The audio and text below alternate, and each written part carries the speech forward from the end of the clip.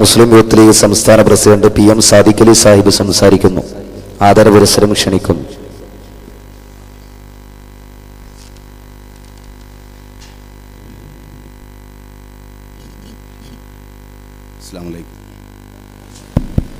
അസ്സലാമു അലൈക്കും.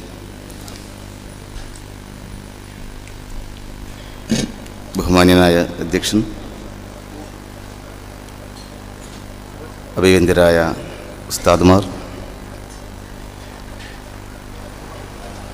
സദസ്സിലുള്ള SKSFന്റെ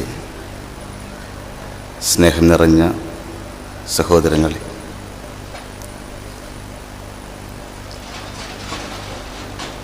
ഞാനും നിങ്ങളും അതിയായ സന്തോഷം പങ്കുവെക്കുന്ന ആഹ്ലാദകരമായ ഒരു മുഹൂർത്തമാണ് ഇത്. ഈ സംഘടന 25 വർഷമായിരിക്കുന്നു. ഇങ്ങനെയൊരു സെഷനിൽ പങ്കെടുക്കണം എന്ന് പറഞ്ഞ് പ്രിയങ്കരനായ ഓണംപള്ളി എന്നെ ക്ഷണിക്കുമ്പോൾ പുറത്തുനിന്ന് നോക്കിക്കാണുന്ന ഒരാൾ എങ്ങനെയാണ് ഞങ്ങളുടെ സംഘടനയെ വിലയിരുത്തുന്നത്, അങ്ങനെ വിലയിരുത്തുകയും വേണ്ടുന്ന വിമർശനങ്ങൾ നടത്തുകയും വേണമെന്നാണ് എന്നോട് പറഞ്ഞത്. വിലയിരുത്തേണ്ടതുണ്ട്, പക്ഷെ വിമർശനങ്ങൾ നടത്താൻ മാത്രം ഈ സാത്വിക വിദ്യാർത്ഥി സമാജം ഒരു ചെയ്തിട്ടില്ല എന്നാണ് ആമുഖമായി എനിക്ക് പറയാനുള്ളത്.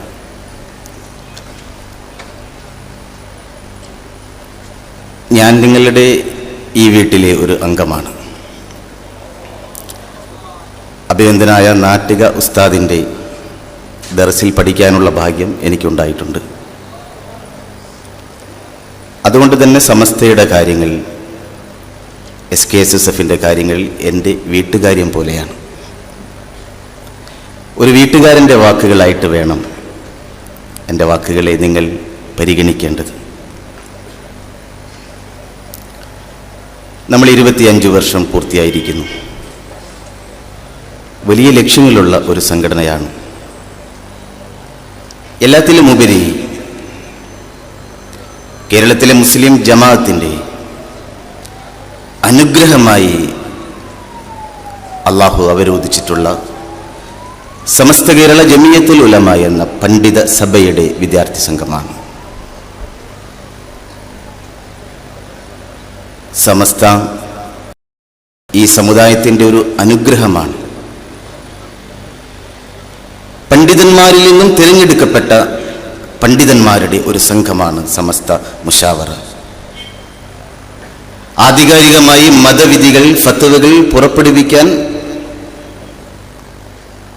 കഴിയുന്ന, അതിനെ എല്ലാവരും ഒരുപോലെ അനുസരിക്കുന്ന, ഒരു ഉസ്താദിൻ്റെ സാമീപ്യം ഒരു അനുഗ്രഹമായി കരുതുന്ന, ഇപ്പോൾ തന്നെ ഈ വേദിയിൽ നിന്ന് പോയ സാദിഖ് മുസ്ലിയാരെ ഒന്നും കൈകൊടുക്കാൻ അങ്ങനെയുള്ള ഒരു പണ്ഡിതന്മാർ, അത് ഈ സമുദായത്തിൻ്റെ ഒരു അനുഗ്രഹമാണ്. അതിൻ്റെ വിദ്യാർത്ഥി വിഭാഗമാണ്, അതിൻ്റെ പോഷക സംഘടനയാണ് സമസ്ത കേരള സുന്നി സ്റ്റുഡൻസ് ഫെഡറേഷൻ. 25 വർഷത്തെ പ്രവർത്തനം കൊണ്ട് നിങ്ങൾ ഒരുപാട് പ്രയാസങ്ങൾ അനുഭവിച്ചിട്ടുണ്ട്, കനൽപദങ്ങൾ താണ്ടിയിട്ടുണ്ട്, ദാരിദ്ര്യത്തിൻ്റെ കാലങ്ങൾ കഴിഞ്ഞു പോയിട്ടുണ്ട്. ഇപ്പോൾ നിറവിലാണ്, പൂർണ്ണ തികവിലാണ്. ഈ സംഘടനയെ മറികടക്കാൻ മാത്രം മറ്റൊരു പ്രസ്ഥാനമില്ല എന്ന് നിങ്ങൾക്ക് അഭിമാനത്തോടുകൂടെ പറയാൻ കഴിയും. പക്ഷെ അത്തരമൊരു മുഹൂർത്തത്തിൽ ഭാവിയിലെ 25 വർഷത്തെക്കുറിച്ച് എൻ്റെ പ്രിയ സ്നേഹിതൻ നിസാർ സെയ്ദ് നിങ്ങളെ ഉണർത്തി. നമുക്ക് കൃത്യമായ ലക്ഷ്യം വേണം, കൃത്യമായ അജണ്ട വേണം, കൃത്യമായ പരിപാടികൾ വേണം. ഞാനൊരു യുവജന സംഘടനാ പ്രവർത്തകനാണ്. SKSFനെ വിലയിരുത്തുന്നതിനുള്ള അധികാരമോ അർഹതയോ എനിക്കൊരിക്കലുമില്ല. ഒരു സംഘടന നൽകുന്ന പിൻബലമാണ് എന്നെ നിങ്ങളുടെ മുന്നിൽ നിർത്തുന്നത്. ആ യുവജന സംഘടനാ പ്രവർത്തകൻ എന്ന നിലയിൽ ആ സംഘടനയുടെ യുവാക്കളെ പ്രതിനിധീകരിക്കുന്ന ഒരാളെന്ന നിലയിൽ എൻ്റെ മുമ്പിലുള്ള യുവജന സമൂഹത്തെ എൻ്റെ സംഘടന ഏത് വിഭാവിത ലക്ഷ്യത്തിലേക്കാണോ രൂപം കൊണ്ടത്, അതിൻ്റെ ആശയമെന്ത്, അതിൻ്റെ ആദർശമെന്ത്, അതിൻ്റെ ആദർശ നായകന്മാരാരാണ്, അവരെ മുൻനിർത്തിക്കൊണ്ട് പുതിയ കാലത്തേക്ക് ആ ആദർശത്തിന് പുതിയ ഭാഷ്യം ചമച്ച് ആ ലക്ഷ്യത്തിലേക്ക് യുവജന സമൂഹത്തെ വഴി നടത്തുകയാണ് എൻ്റെ പ്രാഥമികമായ ഉത്തരവാദിത്തമെന്ന് ഞാൻ വിചാരിക്കുന്നു. ഏതൊരു യുവജന സംഘടനയുടെയും ഉത്തരവാദിത്തം അങ്ങനെയാണ്. ഏതൊരു രാഷ്ട്രീയ യുവജന സംഘടനയുടെയും ഉത്തരവാദിത്തം അങ്ങനെയാണ്. എല്ലാ രാഷ്ട്രീയ സംഘടനയ്ക്കും എല്ലാ പ്രസ്ഥാനങ്ങൾക്കും ആദർശമുണ്ട്, ആദർശ നായകന്മാരുണ്ട്. ആ ആദർശ നായകന്മാരുടെ ആദർശത്തിലേക്കും സംഘടനയുടെ ആദർശത്തിലേക്കും പുതിയ തലമുറയെ വഴി നടത്താൻ കഴിയുമ്പോഴാണ് യുവജന വിദ്യാർത്ഥി സംഘടനകൾ അവരുടെ പ്രവർത്തനം അർത്ഥപൂർണമാക്കുന്നത്. ആ അർത്ഥത്തിൽ SKSSF-ഉം ഒരു പോഷക പ്രസ്ഥാനമാണ്.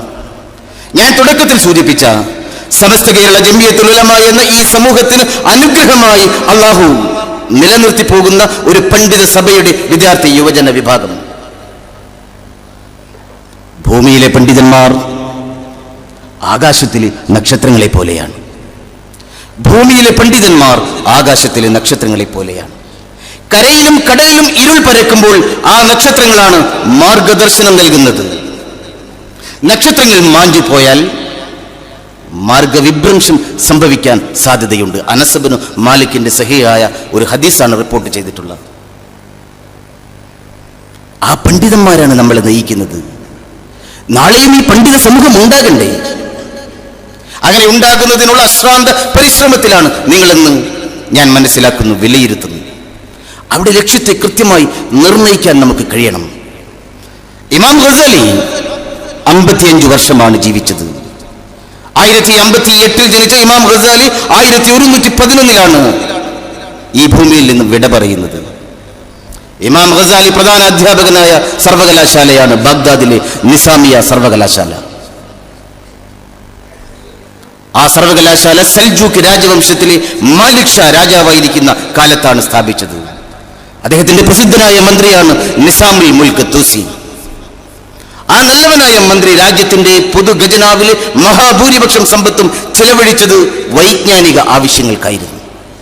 ജനങ്ങൾ വിദ്യാഭ്യാസം ചെയ്യിക്കാൻ, ജനങ്ങൾക്ക് അറിവ് നൽകാൻ, എല്ലാ വിജ്ഞാനത്തിന്റെയും അടിത്തറയായ ഇൽമ്, മനുഷ്യ വിജ്ഞാനത്തിന്റെ ആകെ തുകയായ ആത്യന്തികമായ ഒരു അറിവ്, ആ അറിവിലേക്ക് ജനതയ്ക്ക് മാർഗസഞ്ചാരം ഒരുക്കാനാണ് നിസാമുൽ മുൽക്ക് തൂസി രാജ്യത്തിന്റെ പൊതു ഖജനാവിലെ മഹാഭൂരിപക്ഷം തുകയും ചെലവഴിച്ചത്. ഒരു ദിവസം മന്ത്രി മാലിക് ഷാ നിസാമുൽ മുൽക്ക് തൂസിയെ എന്ന മന്ത്രിയെ വിളിച്ചുകൊണ്ട് രാജാവായ മാലിക് ഷാ ഒരു ദിവസം അദ്ദേഹത്തോട് ചോദിച്ചു, അല്ലയോ പ്രിയപ്പെട്ട മന്ത്രി, താങ്കൾ തങ്ങളുടെ പൊതു ഖജനാവിൽ നിന്ന് ചിലവഴിക്കുന്ന പണം, സമ്പത്ത്, അത് വൈജ്ഞാനിക ആവശ്യങ്ങൾക്കാണ് ചിലവഴിക്കുന്നത്. പക്ഷേ ആ സമ്പത്ത് സൈനിക ആവശ്യങ്ങൾക്ക് വേണ്ടിയാണ് ചിലവഴിച്ചിരുന്നതെങ്കിൽ, രാജ്യത്തെ സൈന്യത്തെ സജ്ജമാക്കാനാണ് ചിലവഴിച്ചിരുന്നതെങ്കിൽ ലോകം മുഴുവൻ വെട്ടിപ്പിടിക്കുന്നതിന് നമുക്ക് കഴിയുമായിരുന്നു. മാലിക് ഷാ തന്റെ പ്രിയപ്പെട്ട മന്ത്രിയോട് പരിഭവപ്പെട്ടപ്പോൾ അതിന് മറുപടിയായി മാലിക് ഷാ പറഞ്ഞത്, നിസാമുൽ മുൽക്ക് തൂസി പറഞ്ഞത്, അല്ലയോ രാജാവേ, അങ്ങ് നിർദ്ദേശിക്കുന്നതിനനുസരിച്ച് സൈനിക ആവശ്യങ്ങൾക്കാണ് നമ്മുടെ ഖജനാവിലെ പണം വിനിയോഗിക്കുന്നതെങ്കിൽ അങ്ങനെ സജ്ജമാക്കുന്ന സൈന്യത്തിന്റെ അസ്ത്രം, ശരം, അത് അല്പദൂരം മാത്രമാണ് എത്തുക. അത് അല്പദൂരം മാത്രമാണ് എത്തുക. പക്ഷെ നാം വൈജ്ഞാനിക ആവശ്യങ്ങൾക്ക് വേണ്ടി ചിലവഴിക്കുന്ന തുകയിലൂടെ സജ്ജമാക്കുന്ന പണ്ഡിത സൈന്യത്തിന്റെ അസ്ത്രം അത് ആകാശത്തിനും അപ്പുറത്തേക്ക് എത്തും.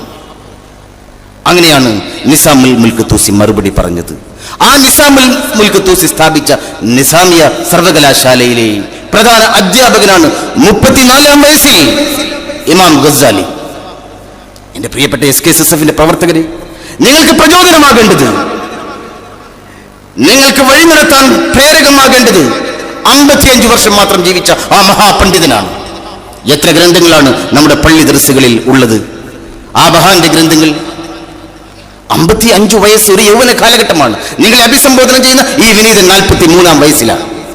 എന്റെ മുന്നിലിരിക്കുന്ന നിങ്ങളുടെ ഓരോരുത്തരുടെയും പ്രായം നിങ്ങളൊന്ന് അനുകരിക്കുക, ഒന്ന് ആലോചിക്കുക.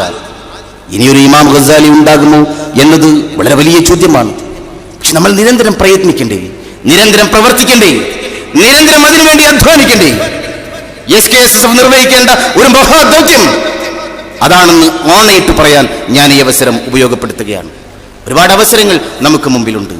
സംഘടനയെ പ്രസ്ഥാനവൽക്കരിക്കാൻ വേണ്ടി ശ്രമിച്ചവർ നമുക്ക് മുന്നിലുണ്ട്. നേരത്തെ ആ അഭിശബ്ദമായ കാലഘട്ടത്തെക്കുറിച്ച്, സന്ദർഭത്തെക്കുറിച്ച് നിങ്ങളെല്ലാവരും നമ്മളിവിടെ ഷെയർ ചെയ്തതാണ്. ആ സന്ദർഭം എനിക്കും ഓർമ്മയുണ്ട്. സമസ്ത കേരള ജമിയത്ത് ഉലമ ഒരു പ്രസ്ഥാനമാണെന്ന് ഞാൻ കരുതുന്നില്ല. ഒരു ആധികാരിക പണ്ഡിത സമയമാണ്. അതിന്റെ കീഴിൽ ആയിരക്കണക്കിന് മഹല്ലുകളുണ്ട്, അതിന്റെ കീഴിൽ ആയിരക്കണക്കിന് മദ്രസകളുണ്ട്. ഒരു മഹാ ജനസഞ്ചയം, ഒരു സമൂഹമാണ്, ഒരു ഉമ്മത്താണ് അതിന്റെ പിറകിലുള്ളത്. അതൊരു പ്രസ്ഥാനമല്ല. അതിനെ പ്രസ്ഥാനവൽക്കരിക്കാൻ നോക്കിയപ്പോ അതിൽ രാഷ്ട്രീയം കലർത്താൻ ശ്രമിച്ചവരെയാണ് അത് എത്ര വലിയവനായാലും പുകഞ്ഞ പുള്ളി പുറത്ത് എന്ന രീതിയിൽ സമസ്യയിൽ നിന്ന് പുറത്താക്കിയത്. അത് നിങ്ങൾ ഓർക്കണം, അത് നിങ്ങൾ ഓർക്കണം. അതാണ് സംഘടനയല്ല ആത്യന്തികമായി ലക്ഷ്യം. സംഘടനയുടെ ലക്ഷ്യമാണ് പ്രധാനം, സംഘടനയുടെ ലക്ഷ്യമാണ് പ്രധാനം. ഒരു സൂഫി കഥ കൂടി പറഞ്ഞുകൊണ്ട് എൻ്റെ 10 മിനിറ്റ് അനുവദിച്ച ഈ സമയത്തിലെ ഈ സംസാരം ഞാൻ ചുരുക്കുകയാണ്. ഇബ്ലീസിന്റെ അടുക്കൽ ശിഷ്യന്മാർ വന്ന് പരാതിപ്പെട്ടു. നാട്ടിൽ ഒരു സൂഫി ജനിച്ചിട്ടുണ്ട്, വിലായത്ത് ലഭിച്ച ആളാണ്, ഒരു സൂഫി വര്യനാണ്. ആ സൂഫിയുടെ ഒരു ദർശനം മതി. എല്ലാ ആളുകളും നേരിന്റെ മാർഗത്തിലാണ്, അള്ളാഹുവിന്റെ മാർഗത്തിലാണ്. നമുക്ക് വഴിപിഴപ്പിക്കാൻ ആരെയും കിട്ടുന്നില്ല. ഇബ്ലീസിനോട് അനുയായികൾ പറഞ്ഞു. അതിന് ഇബ്ലീസ് പറഞ്ഞ മറുപടിയുണ്ട്. നിങ്ങൾ ഒട്ടും വിഷമിക്കണ്ട, നിങ്ങൾ ഒട്ടും പ്രയാസപ്പെടേണ്ട.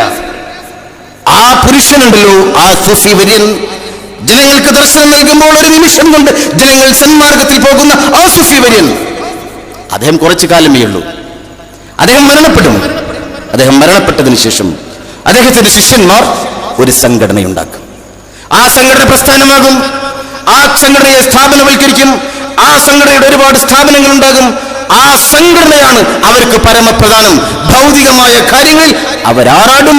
ആ ശിഷ്യന്മാർ മത്തി നമുക്ക് വഴിപിഴപ്പിക്കാനുള്ള ധാരാളം മാർഗങ്ങൾ തെളിഞ്ഞു വരും. SKSSF അങ്ങനെ പ്രസ്ഥാനവൽക്കരിക്കപ്പെട്ട ഒരു സംഘടനയാണ് എന്ന് ഞാൻ വിശ്വസിക്കുന്നില്ല.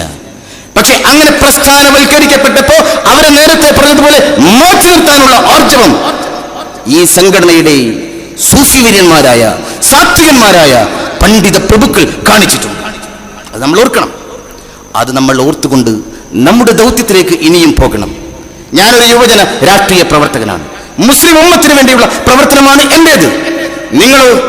നിങ്ങളും അതിലേക്ക് കോൺട്രിബ്യൂട്ട് ചെയ്യുന്ന അന്തസ്സാർന്ന ഒരു സമൂഹം, റബ്ബിനെ മഹത്വപ്പെടുത്തി ജീവിക്കുന്ന ഒരു സമൂഹം, ഖൈറ ഉമ്മ, അതാണ് നമ്മുടെ ലക്ഷ്യം.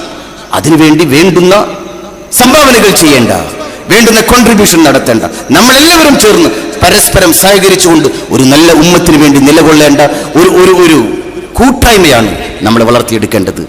എൻ്റെ ഈ വാക്കുകൾക്ക് ചിലപ്പോൾ മറുവാദങ്ങൾ ഉണ്ടാകാം. ഞാനൊരു തർക്കത്തിന് വേണ്ടി പറഞ്ഞ വാക്കുകളല്ല. ഞാൻ നിങ്ങളിലൊരുവനായി ഈ സംഘടനയെ ഏറ്റവും നല്ല സ്നേഹിക്കുന്ന ഉമ്മത്തിന് വേണ്ടി നമ്മൾ എടുക്കേണ്ട ചില നിലപാടുകൾ അത് നിങ്ങളെ ഉണർത്തുകയാണ് ചെയ്തത്. മറുവാദങ്ങൾക്ക് വേണ്ടി കാത്തു നിൽക്കാനോ അതിനുവേണ്ടി സമയം കളയുകയോ അല്ല നമ്മുടെ ദൗത്യം. ഇത് നിങ്ങൾ ഒരു പുതിയ എൻ്റെ ഒരു വിനീതന്റെ ഒരു അഭ്യർത്ഥന മാത്രമായി, അങ്ങനെ ഒരു ആത്മസംതൃപ്തിക്ക് വേണ്ടിയുള്ള, മനസ്സാക്ഷിക്ക് വേണ്ടിയുള്ള ഒരു നിർദ്ദേശം, മനസ്സാക്ഷിയോട് നീതി പുലർത്തുന്നതിന് വേണ്ടിയുള്ള ഒരു നിർദ്ദേശം മാത്രമായി കാണണം. അള്ളാഹു നമ്മുടെ എല്ലാ പ്രവർത്തനങ്ങളെയും അനുഗ്രഹിക്കട്ടെ. ഈ സമൂഹത്തിന്റെ ഉയർച്ചയും വളർച്ചയും ലോകത്തിന് മാതൃകയാകും വിധം അന്തസ്സാർന്ന ഒരു സമൂഹത്തെ വളർത്തിക്കൊണ്ടുവരുവാൻ ഈ മലയാളക്കരയിലെ മുസ്ലിം ഉമ്മത്തിനെ വഴി നടത്താൻ നമുക്കെല്ലാവർക്കും അള്ളാഹു തൗഫീക്ക് നൽകട്ടെ എന്ന് പ്രാർത്ഥിച്ചുകൊണ്ട് എൻ്റെ വാക്കുകൾ ഞാൻ ഉപസംഹരിക്കുന്നു. അസ്സലാമു അലൈക്കും.